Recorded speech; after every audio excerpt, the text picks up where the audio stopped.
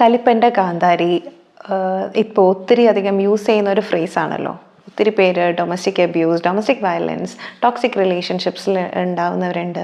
അപ്പോൾ നമ്മൾ ആലോചിക്കാറില്ല എന്തുകൊണ്ട് കുറച്ച് ആളുകൾ മാത്രം ഇതുപോലെ ഒത്തിരി അബ്യൂസീവായി മാറുന്നു. ആൻഡ് അബ്യൂസ് ഏൽക്കുന്ന ആൾ, അതായത് വിക്ടിം, എന്തുകൊണ്ട് ഇതെല്ലാം സഹിച്ചു നിൽക്കുന്നു എന്ന് ഒരു ക്വസ്റ്റ്യനായിട്ട് കാണാറുണ്ട്. ഇതിന് മുന്നേയും ഒരു ഡൊമസ്റ്റിക് അബ്യൂസിനെ കുറിച്ച് പറഞ്ഞിട്ടുള്ള വീഡിയോയിൽ കമൻറ്റ്സ് കണ്ടപ്പോൾ മനസ്സിലായത് കുറേ ആളുകൾക്ക് ഇതിനെക്കുറിച്ചൊരു ഐഡിയ ഉണ്ട്. ചില ആൾക്കാർ അതിൽ കൂടെ പോയവരാണ്, അല്ലെങ്കിൽ ഇതിനെക്കുറിച്ച് നേരിട്ട് അറിയാവുന്നവരാണ്. വേറൊരു ഭാഗത്തിനാണെങ്കിൽ ഇതിനെക്കുറിച്ച് യാതൊരു ഐഡിയ ഇല്ലാത്തവരാണ്. സോ അതുകൊണ്ട് ഞാൻ വിചാരിച്ചു ഇന്ന് ഈ ടോപ്പിക്കിനെ കുറിച്ചൊന്ന് സംസാരിക്കാം. സോ വളരെ സിമ്പിളായിട്ട് അതിനെക്കുറിച്ച് മനസ്സിലാക്കാൻ വേണ്ടി കുറച്ച് മൂവീസ് എന്നുള്ള എക്സാമ്പിൾസ് വെച്ചിട്ട് ഒന്ന് പറയാനാണ് ഞാൻ ശ്രമിക്കുന്നത്. അതിൽ മലയാളം മൂവീസും ഹിന്ദിയും ഒക്കെ മിക്സ് ചെയ്തിട്ടാണ് പറയാൻ ഉദ്ദേശിക്കുന്നത്. കാര്യം എനിക്ക് ഒരുപാട് എക്സാമ്പിൾസ് ഒന്നും കിട്ടിയില്ല. സോ നമ്മൾ കൂടുതലും കേൾക്കാറുള്ള കുറേ വാക്കുകളാണ് manipulation, abuse, cognitive dissonance, gaslighting, trauma bond. So അതിനെക്കുറിച്ചൊക്കെ കുറച്ചൊന്ന് പറഞ്ഞു പോകാൻ വേണ്ടിയിട്ടാണ് ഉദ്ദേശിക്കുന്നത്. 2 വർഷം മുന്നേ ഞാൻ ജസ്റ്റ് ഇങ്ങനെ ഒരു വീഡിയോ കാണുമായിരുന്നു. മേഘം മൂവിയിലെ ഒരു സീൻ, അതായത് നമ്മുടെ ഒരു ക്ലൈമാക്സിനോടടുത്തിട്ട് 2 മണിക്കൂർ കഴിഞ്ഞിട്ടുള്ള ഒരു സീനാണ്. മമ്മൂട്ടിയുടെ കഥാപാത്രത്തിൻ്റെ എക്സ് വൈഫ് വന്നിട്ട് കല്യാണം വിളിക്കാൻ നേരത്ത് എന്തൊക്കെയാണ് നമ്മുടെ റിലേഷൻഷിപ്പിൽ പറ്റിയത്, അതിനെക്കുറിച്ച് സംസാരിക്കാം എന്നൊക്കെ പറഞ്ഞിട്ടുള്ള ഒരു സീനുണ്ട്. സോ അതിൽ അദ്ദേഹം വിളിക്കുന്നുണ്ട് യു ആർ എ നാർസിസിസ്റ്റ് എന്ന്. അപ്പോൾ എനിക്കത് വളരെ കൗതുകകരമായിട്ട് തോന്നി. 99 ഇറങ്ങിയ ഒരു മൂവിയാണ്. അപ്പോൾ അതിൽ ആ ഒരു നാർസിസ്റ്റ് എന്നൊരു വാക്ക് ഉപയോഗിച്ചിരിക്കുന്നത് കണ്ടപ്പോൾ എനിക്കത് വളരെ ക്യൂറിയസ് ആയിരുന്നു. ഇതെങ്ങനെ അന്നൊക്കെ ഇത് ഉണ്ടായിരുന്നല്ലേ. അപ്പോൾ നമുക്കിതിനെക്കുറിച്ച് അറിയാത്തതുകൊണ്ട് നമ്മൾ നോട്ടീസ് ചെയ്യാത്തതാണ്. അപ്പം ഞാനത് കാരണം അത് മൊത്തം കുത്തിയിരുന്ന് കണ്ടു, എന്താണ് ഇതിലങ്ങനെയാണോ എന്നറിയാൻ വേണ്ടി. അപ്പോൾ ഒരു കംപ്ലീറ്റ്ലി നാർസിസ്റ്റിക് പേഴ്സണാലിറ്റി ഡിസോർഡർ എന്ന് പറയാൻ പറ്റില്ലെങ്കിലും കുറേ ട്രേറ്റ്സ് അതിൽ കാണിക്കുന്നുണ്ട് അല്ലേ. ആൾ ഭയങ്കര ഈഗോയിസ്റ്റിക് ആണ്. ബാക്കി എല്ലാവരും താഴെ ജോലി ചെയ്യുന്ന ആൾക്കാരോടും എല്ലാവരോടും ഭയങ്കര ആ ഒരു ഡോമിനേറ്റിംഗ് ആയിട്ടാണ് ബിഹേവ് ചെയ്യുന്നത്. വൈഫാണെങ്കിലും വീട്ടിൽ ജോലി ചെയ്യുന്ന ആൾക്കാർ, കീഴിൽ ജോലി ചെയ്യുന്ന ആൾക്കാർ, എല്ലാവരെയും അയാളെക്കാളും ഇൻഫീരിയർ ആയിട്ടാണ് കാണുന്നത്. പുള്ളിയുടെ ആ ഒരു ക്യാരക്ടർ, ഒരു കേണലായിട്ടുള്ള ഒരാൾക്ക് അതൊക്കെ വളരെ നല്ലൊരു കാര്യമാണ്. ഒരു ജോലി സ്ഥലത്ത് അത് വളരെ യൂസ്ഫുൾ ആവുന്ന ഒരു സാധനമാണ്. പക്ഷേ ഒരു ഫാമിലി ലൈഫിൽ അത് ഭയങ്കര ബുദ്ധിമുട്ടാണ്. അപ്പോൾ അതിൽ ആൾ പറയുന്നുണ്ട് ഇയാൾക്ക് മറ്റുള്ളവരുടെ ഫീലിങ്സ് മനസ്സിലാക്കാനുള്ള കഴിവില്ല, ഇയാൾ പറയണതാണ് എപ്പോഴും ശരിയെന്നാണ് വിചാരിക്കുക, എല്ലാം ഇയാളുടെ രീതിയിൽ നടക്കണം എന്നാണ് വിചാരിക്കുക, അങ്ങനെയൊക്കെ. അതായത് മറ്റുള്ളവരുടെ ഫീലിങ്സ് അറിയാനുള്ള നമ്മുടെ കഴിവാണ് ഒരു എംപതി, മറ്റുള്ളവരോടുള്ള ഒരു അനുകമ്പ എന്നൊക്കെ പറയുന്നത്. സോ ആ ഒരു കഴിവില്ലാത്തപ്പോൾ നമ്മൾ ഭയങ്കര ഹോളോ ആണ്. നമുക്ക് മറ്റുള്ളവർക്ക് വേദന വന്നാൽ, നമ്മൾ വേദന ഇൻഫ്ലിക്റ്റ് ചെയ്താൽ നമുക്കത് മനസ്സിലാക്കാൻ പറ്റില്ല. സോ പൊതുവേ നാർസിസ്റ്റിക് ആയിട്ടുള്ള ആൾക്കാർക്ക് കാണാറുള്ള ഒരു ടെൻഡൻസിയാണിത്. അവർ പറയുന്നതെല്ലാം ശരിയാണെന്നും അവരെ ഡോമിനേറ്റ് ചെയ്യും, താനാണ് ഈ ലോകത്ത് ആകെ ഇമ്പോർട്ടൻ്റ് ആയിട്ടുള്ള ഒരാൾ. അതിൽ പറയുന്നുണ്ട് അയാൾക്ക് ഇയാളെ മാത്രമേ ഇഷ്ടമുള്ളൂ. ആൻഡ് അതിൽ വളർന്നു വന്ന രീതിയെക്കുറിച്ച് പറയുന്നുണ്ട്. അപ്പോൾ ഒരു തമ്പ്രാൻ ടൈപ്പ് അങ്ങനത്തെ ഒരു ഫാമിലിയിൽ വളർന്നു വരുമ്പോൾ ബാക്കി എല്ലാ ആൾക്കാരും നമ്മളെക്കാൾ ഇൻഫീരിയർ ആയിരിക്കും. അപ്പോൾ അത് നമ്മളുടെ ഉള്ളിലേക്ക് ഇൻസ്റ്റിൽ ചെയ്യുന്ന ഒരു കഥാപാത്രമുണ്ട് അല്ലേ. നമ്മൾ അങ്ങനെ വളർന്നു വരുമ്പോൾ അമ്മയാണെങ്കിലും അതേപോലെയൊക്കെ സംസാരിക്കുന്ന ഒരു സ്ത്രീ ആയിട്ടാണ് ആ മൂവിയിൽ കാണിക്കുന്നത്. ഞാൻ കംപ്ലീറ്റ്ലി ഒരു പേഴ്സണാലിറ്റി ഡിസോർഡർ എന്ന് പറയില്ല. കാര്യം ഒരു ദിവസം വന്ന് ഒരു ഡയലോഗ് കേട്ട് കഴിഞ്ഞാൽ ഉടനെ തന്നെ എല്ലാം തിരിച്ചറിവുണ്ടായി മാറുന്ന ഒരു കാര്യമല്ല നാർസിസ്റ്റിക് പേഴ്സണാലിറ്റി ഡിസോർഡർ. അത് വളരെ ബുദ്ധിമുട്ടാണ്. ആൾക്കാർക്ക് ഒന്നാമത്തെ കാര്യം അവയർനെസ് ഉണ്ടാവില്ല. ആൻഡ് പൊതുവേ നാർസിസ്റ്റുകൾ ആരും ചെന്നിട്ട് പറയത്തില്ല ഞാനൊരു നാർസിസ്റ്റാണ്, എനിക്ക് തെറപ്പി വേണം, ഞാൻ നന്നാവണം എന്ന്. പൊതുവേ അത് കാരണം ബുദ്ധിമുട്ട് അനുഭവിക്കുന്ന ആൾക്കാരാണ് തെറപ്പിയിലെത്തുക. സോ അബ്യൂസറിൻ്റെ ഒരു മെൻറ്റാലിറ്റി അല്ലെങ്കിൽ ഒരു ട്രേറ്റ്സ് ജസ്റ്റ് ഒന്ന് പറയാനാണ് ഞാനിത് ഉദ്ദേശിച്ചത്. പിന്നെ വളരെ ഫേമസ് ആയിട്ടുള്ള മലയാളം മൂവിയിൽ ഒരു നാർസിസ്റ്റാണ് സ്ഫടികത്തിലെ ചാക്കോ മാഷ് അല്ലേ. അപ്പോൾ പൊതുവേ നമ്മൾ വിചാരിക്കും നാർസിസ്റ്റ് ആയിട്ടുള്ള ആൾക്കാർ പാർട്ട്നേഴ്സിൻ്റെ ഇടയ്ക്കേ കാണത്തുള്ളൂ എന്ന്.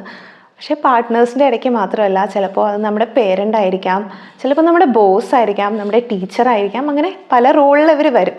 എപ്പോഴും നമ്മുടെ ഒരു സുപ്പീരിയർ ആകാനാണ് സാധ്യത. അതിൽ ഇപ്പോൾ പാർട്ട്ണർ ആണെങ്കിൽ മറ്റേ ആൾ ഡോമിനേറ്റിംഗ് ആകും, ആ നാർസിസ്റ്റ് ആയിട്ടുള്ള ആൾ. അത് പുരുഷന്മാർ മാത്രമേ ഉള്ളൂ എന്നൊന്നും വിചാരിക്കരുത്. സ്ത്രീ കഥാപാത്രങ്ങളും ഉണ്ട് നാർസിസ്റ്റിക് ആയിട്ടുള്ളത്. എനിക്കിപ്പോൾ ഒന്ന് ഓർമ്മ വരുന്നില്ല. സ്ത്രീകളും ഉണ്ട് കേട്ടോ. അത് പക്ഷെ എന്തുകൊണ്ടാണ് അത് പുറത്ത് വരാത്തതെന്ന് പറഞ്ഞാൽ സ്ത്രീകൾ അങ്ങനെ ഉപദ്രവിക്കുകയൊക്കെ ചെയ്തു കഴിഞ്ഞാൽ ആണുങ്ങൾ പറയാൻ നാണക്കേട് വിചാരിക്കുന്നത് കൊണ്ടും, പിന്നെയെന്ന് പറഞ്ഞാൽ ഇത് നമ്മുടെ ഒരു എന്താ പറയുക, ഒരു സ്പെക്ട്രം പോലെയാണ്. കംപ്ലീറ്റ്ലി അബ്യൂസീവ് ആകണം എന്നില്ല. ചില ആൾക്കാർ വളരെ ഇമോഷണലി ആയിരിക്കും അബ്യൂസ് ചെയ്യുക. അപ്പോൾ ചിലപ്പോൾ അമ്മമാരുണ്ടാവും നാർസിസ്റ്റിക് ആയിട്ടുള്ള, അവർ ഇമോഷണലി ആയിരിക്കും അബ്യൂസ് ചെയ്യുക, ഒരു ഗിൽട്ട് ഇൻഡ്യൂസ് ചെയ്തിട്ട് ഒരു ബ്ലാക്ക് മെയിൽ ചെയ്യുന്ന പോലെ. അപ്പോൾ ഒരു ഫിസിക്കൽ അബ്യൂസ് അവിടെ ചിലപ്പോൾ നമ്മൾ കണ്ടെന്ന് വരില്ല. അപ്പോൾ അത് മനസ്സിലാക്കാനുള്ള ഒരു അറിവ് നമുക്കില്ല എന്നുണ്ടെങ്കിൽ നമ്മൾ വിചാരിക്കും അങ്ങനെയൊന്നും ഇല്ലല്ലോ, അപ്പോൾ എന്താണത് എന്ന് നമ്മൾ വിചാരിച്ചു പോകും. പക്ഷെ അതും ഒരു അബ്യൂസ് തന്നെയാണ്. അപ്പോൾ എന്തുകൊണ്ടായിരിക്കാം കുറേ പേര് ഇങ്ങനെ ഒരു റിലേഷൻഷിപ്പിലോട്ടൊക്കെ ഒരു നാർസിസ്റ്റിൻ്റെ അടുത്ത് ചെന്ന് പെടുന്നത്? നമ്മൾ ഈ കൊച്ചിലെ തൊട്ടേ കാണുന്ന കുറേ മൂവീസ് ഉണ്ട് അല്ലേ, അല്ലെങ്കിൽ സീരിയൽസൊക്കെ ആയിക്കോട്ടെ, അതിലെല്ലാം ഈ കലിപ്പൻ്റെ കാന്താരി കോൺസെപ്റ്റ് ഭയങ്കരമായിട്ട് ഗ്ലോറിഫൈ ചെയ്തിരുന്നു. സോ ഒരു ഭയങ്കര ഹീറോയിക് ആയിട്ടുള്ള ആൾ, എല്ലാവരോടും ദേഷ്യം, എല്ലാവരെയും ഇടിച്ചിടുന്നു, പക്ഷേ ആ ഒരു ലവറിനോട് മാത്രം ഭയങ്കര സ്നേഹം, അല്ലെങ്കിൽ വില്ലൻ കഥാപാത്രങ്ങളോട് നമുക്കൊരു സ്നേഹം തോന്നും, എല്ലാവരെയും ഇടിക്കുന്നു, പക്ഷേ ഈ ആളോട് മാത്രം സ്നേഹം.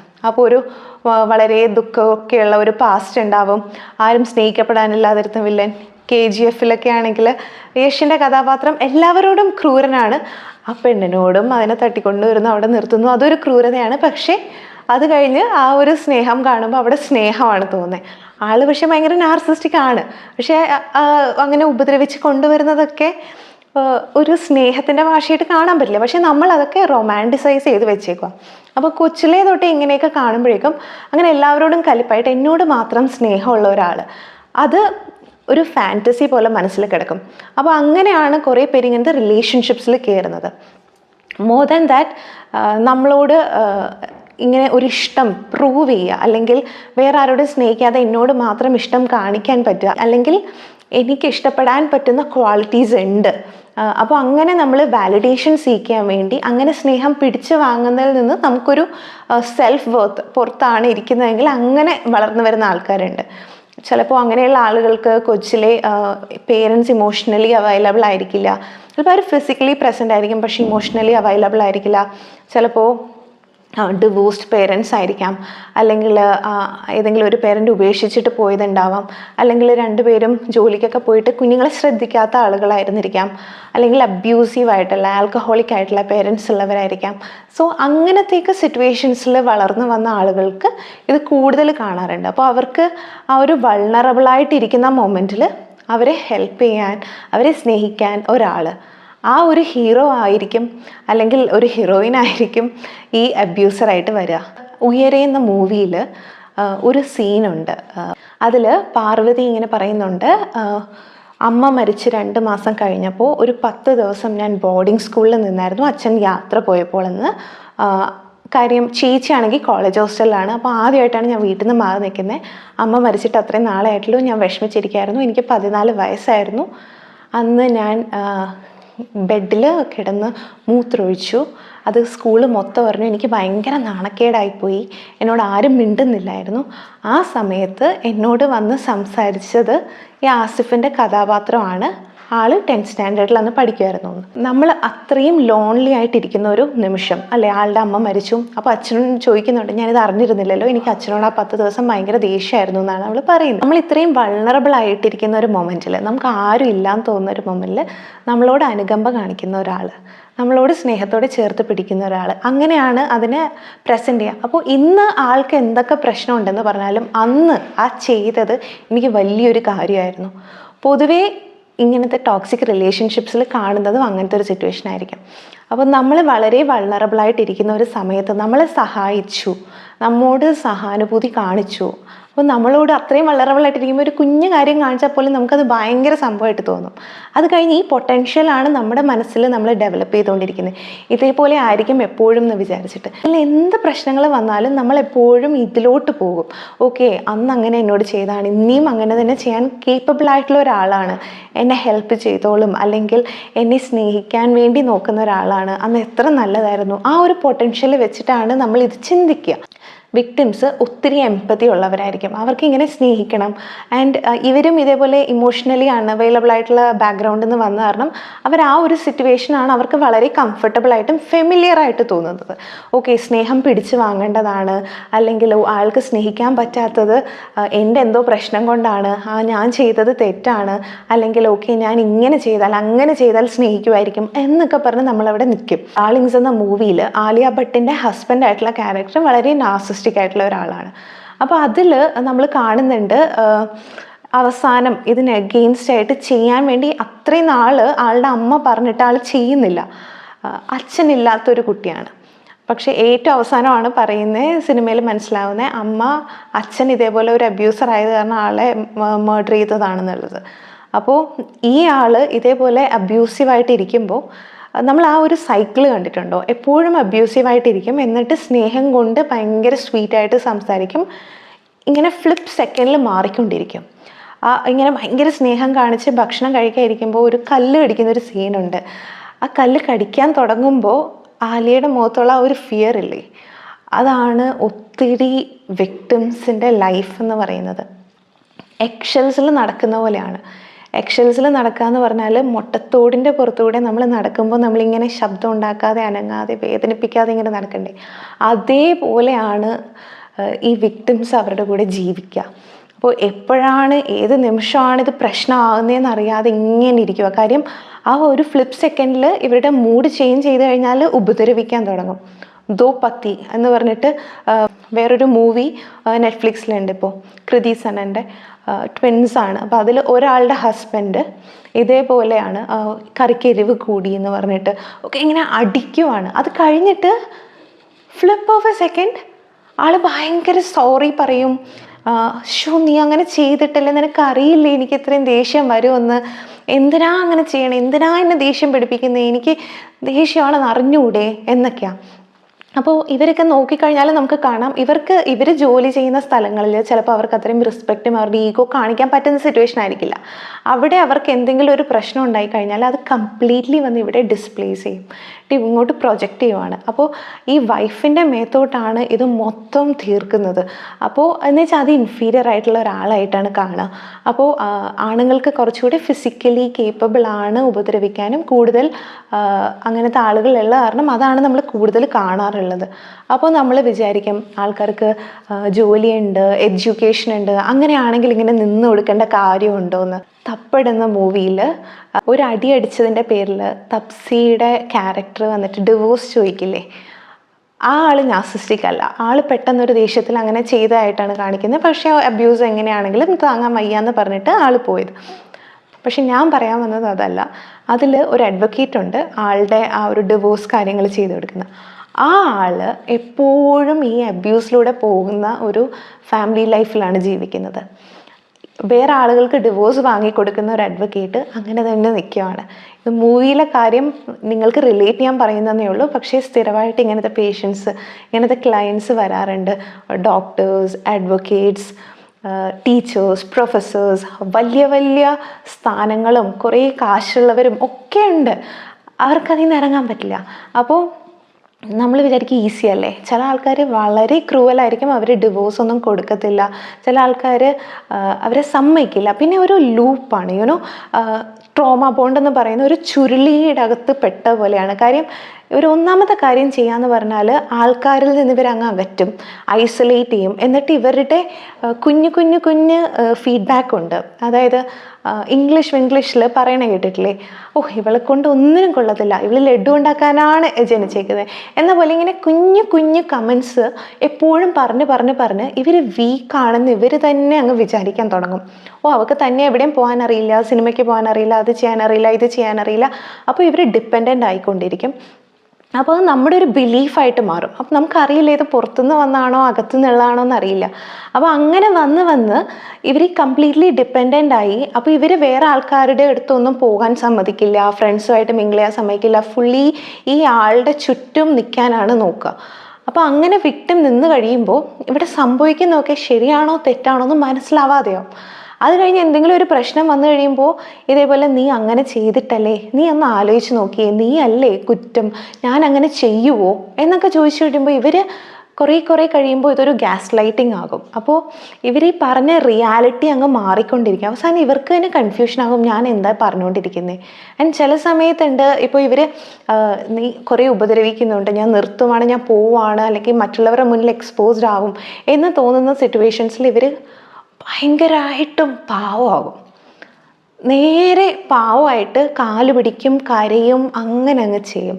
അതിൻ്റെ ഭയങ്കര ക്ലാസിക് എക്സാമ്പിളായിട്ട് നിങ്ങൾക്ക് കാണണമെങ്കിൽ മെയ്ഡ് ഇൻ ഹെവൻ എന്ന് പറഞ്ഞിട്ട് ഒരു സീരീസ് ഉണ്ട്. അതിൻ്റെ season 2 episode 2 beauty and the beast. അതിൽ മൃണാലിൻ്റെ ക്യാരക്ടർ കല്യാണം കഴിക്കാൻ പോകുമ്പോൾ ഈ ആള് ഭയങ്കര ഉപദ്രവമാണ്. അപ്പോൾ ആളെ ഇങ്ങനെ ദൂരെ ഒരു വീട്ടിൽ കൊണ്ടുപോയിട്ട് താമസിപ്പിക്കാൻ വേണ്ടി ഗിഫ്റ്റ് ചെയ്യും കല്യാണം. അപ്പോൾ ഫോട്ടോ എടുക്കാൻ നേരത്ത് ഇവളുടെ പല്ലിങ്ങനെ ഒടിഞ്ഞിരിക്കുന്നത് കണ്ടിട്ട് ഈ ഇവരുടെ ആ ഒരു ഇവൻറ്റ് മാനേജ്മെൻറ്റിലെ ആൾ ചോദിക്കും, ആൾ ഒറ്റയ്ക്ക് നിർത്തി ചോദിക്കും ഡൊമസ്റ്റിക് അബ്യൂസ് ആണോ എന്ന്. കാര്യം ആൾ അതിൽ കൂടെ കടന്നു പോയിട്ടുണ്ട്, കാരണം ആൾക്ക് ആ ഇഞ്ചുറി കണ്ടിട്ട് മനസ്സിലായി ചോദിക്കും. അപ്പോൾ ഈ അങ്ങനെയൊന്നും ഇല്ല പറയും. അത് കഴിഞ്ഞിട്ട് കല്യാണത്തിന് ഡ്രസ്സൊക്കെ ഇടുമ്പോൾ നമ്മൾ കാണിക്കുന്നുണ്ട് പാടുകളൊക്കെ. എന്നിട്ടും അവസാനം ഇത് വേണ്ട എന്ന് ആൾ തീരുമാനിക്കും. കാര്യം ചവിട്ടോ ഇടിക്കുകയൊക്കെ ചെയ്യും എൻഗേജ്മെൻറ്റിൻ്റെ കല്യാണത്തിൻ്റെ തലേന്നോ അങ്ങനെ എന്തോ. അപ്പോൾ പേരൻസ് പറയും ഇത് നടക്കത്തില്ല, അവൾ പറയും വേണ്ട. ഈ ആൾ വന്ന് രാത്രി ഒരു കുഞ്ഞു കൊച്ച് ഇരുന്ന് ഏങ്ങി കരയുന്ന പോലെ കാല് പിടിച്ച് ഈ കല്യാണം നടത്തും. അപ്പോൾ നമ്മൾ ആലോചിക്കും, ആളതിൽ ഒരു ആക്ടറായിട്ടാണ് കാണിക്കുന്നത് ഈ പെണ്ണ്. എന്നിട്ടും ആ കല്യാണത്തിന് റെഡിയാവും. ആൾക്കാർക്കൊരു വിചാരമുണ്ട് നമ്മുടെ സ്നേഹം ഇവരെ മാറ്റിയെടുക്കുമെന്ന്. പക്ഷേ മാറ്റിയെടുക്കാൻ പറ്റത്തില്ല. നമുക്ക് മനസ്സിലാക്കേണ്ട ഒരു കാര്യം എന്ന് പറഞ്ഞാൽ, നമുക്കൊരു അബ്യൂസ് അല്ലെങ്കിൽ ഒരു അബ്യൂസറിനെ അല്ലെങ്കിൽ ഒരു മനുഷ്യനെയും നമുക്ക് ചേഞ്ച് ചെയ്യാൻ പറ്റില്ല unless until they think they have a problem and they need to change and take the right help. ഒത്തിരി പേര് സ്നേഹിക്കപ്പെടാൻ നോക്കുന്നവരുണ്ട്. സ്നേഹിച്ചു കഴിഞ്ഞാൽ, ഞാൻ ഇത്രയും സ്നേഹത്തിൻ്റെ ലാക്ക് കാരണമായിരിക്കും അവരിങ്ങനെ ആയത്, അവർക്ക് കുഞ്ഞിലെ സ്നേഹമൊന്നും കിട്ടിയിട്ടില്ല, അവർക്ക് പാസ്റ്റ് റിലേഷൻഷിപ്പിൽ പ്രശ്നം ഉണ്ടായിട്ടുണ്ട്, ഇന്നാരും സ്നേഹിച്ചിട്ടില്ല, എനിക്കത് വിഷമം, ഇങ്ങനെയൊക്കെ ആയിരിക്കും അവർ അപ്രോച്ച് ചെയ്യുക. അപ്പോൾ നമ്മൾ ഈ ഒരു സ്നേഹം കൊടുക്കാം, രക്ഷിക്കാം എന്നൊക്കെ വിചാരിച്ച ഒരു സേവിങ് മെൻറ്റാലിറ്റി, ഞാൻ അത്രയും സ്നേഹിച്ച് എന്നോട് സ്നേഹം അപ്പോൾ ഭയങ്കര അടിപൊളിയായിരിക്കുമല്ലോ എന്നൊക്കെ വിചാരിച്ച് കയറും. ഈ കയറി കഴിഞ്ഞിട്ടാണ് ഇതെല്ലാം കൂടെ തകിടം മറിയുന്നത്. അപ്പോൾ നമുക്ക് ശരിക്കും മനസ്സിലാകുമ്പോൾ എന്തുകൊണ്ടാണ് മറ്റേ ആൾ വിട്ടിട്ട് പോയതെന്ന്. പക്ഷേ നമുക്കൊരു വിശ്വാസം ഉണ്ടല്ലോ, ഞാൻ ചൂസ് ചെയ്ത ഒരാൾ അതങ്ങനെ തെറ്റായി പോകാൻ സാധ്യതയില്ല, അത് വിഷമം കൊണ്ടായിരിക്കും എന്ന് ഇടയ്ക്കിടയ്ക്ക് പറയുന്ന കാരണം വിചാരിക്കും ഓക്കെ ക്ഷമിച്ചാൽ ശരിയാകും, എൻ്റെ ചോയ്സ് തെറ്റായി പോയെന്ന് ആക്സെപ്റ്റ് ചെയ്യാനുള്ള ആ ഒരു ബുദ്ധിമുട്ട് കാരണം നമ്മൾ ആ സ്നേഹം കൊണ്ട് ആൾ ശരിയായിക്കൊള്ളുമായിരിക്കും.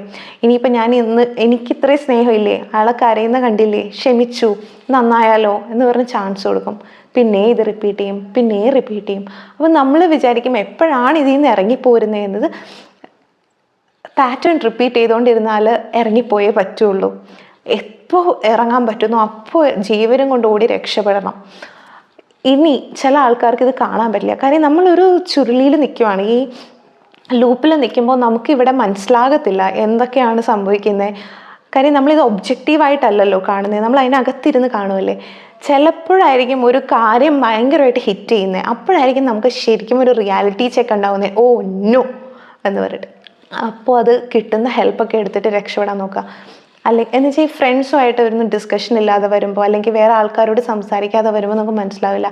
കുറേ പേര് അബ്യൂസീവ് റിലേഷൻഷിപ്പിലാണെന്ന് മനസ്സിലാക്കുന്നത് ഈ വേദനയ്ക്കായിട്ട് ചെല്ലുമ്പോഴാണ്. ഇപ്പോൾ ഈ ഓരോ അടി ഇതൊക്കെ ദുപ്പത്തിയിലൊക്കെ കാണുന്നുണ്ട്. എന്ത് ഇഞ്ചുറി വന്നാലും ചെന്നിട്ട് എനിക്കൊന്നും ഇല്ല, ഞാൻ അവിടെ വീണതാ ഇവിടെ വീണതാന്നൊക്കെ പറയുന്നത്.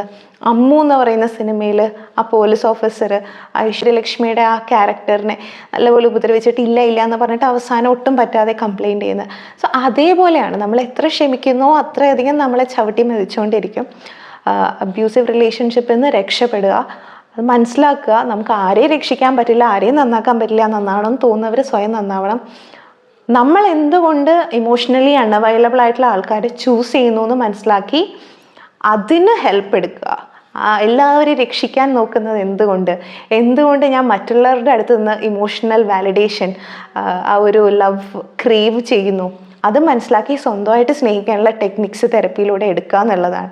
ആൻഡ് ഈ ട്രോമയിൽ നിന്നൊക്കെ ഇറങ്ങി വരുന്ന ആൾക്കാർക്ക് ഭയങ്കര ബുദ്ധിമുട്ടായിരിക്കും ജീവിക്കാൻ. അവർക്ക് കുറേ depression related symptoms, anxiety related symptoms, ഒരു പോസ്റ്റ് ട്രോമാറ്റിക് സ്ട്രെസ് ഡിസോർഡർ പോലെ ആണത് പോവുക. അത് ഭയങ്കര ബുദ്ധിമുട്ടാണ്, പക്ഷേ അത് തെറപ്പിയിലൂടെയൊക്കെ ഹെൽപ്പ് ചെയ്യാൻ പറ്റുന്ന കാര്യങ്ങളാണ്.